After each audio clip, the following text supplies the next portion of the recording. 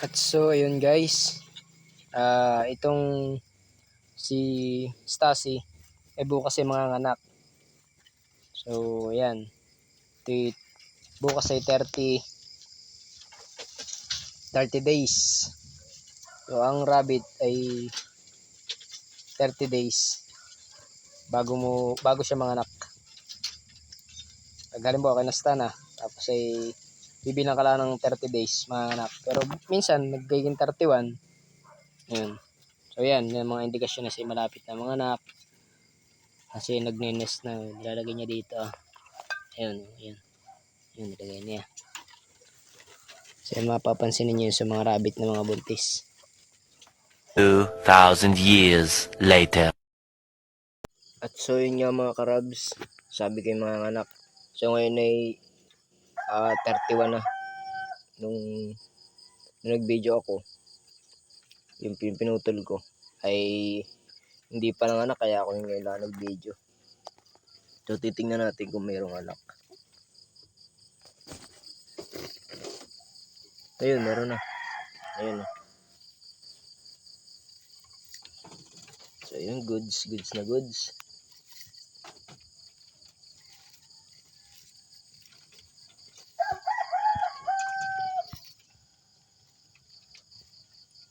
Two, 4, 6. Parang 7 lang yung anak.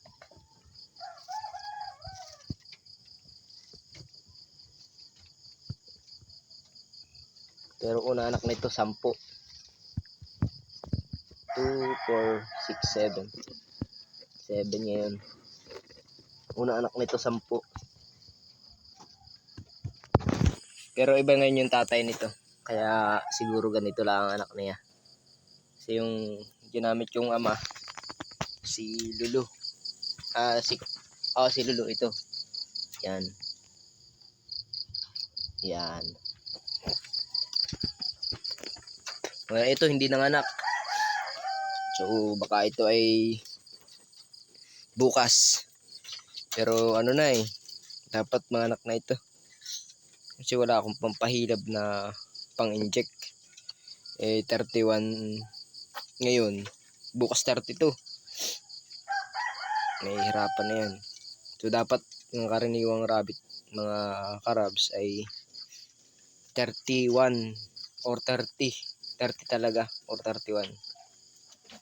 Pag humigit na doon, halimbawa 33, yun, kailangan na talagang turukan ng pampahilab. Mahihirapan yung ina. Hindi na yun.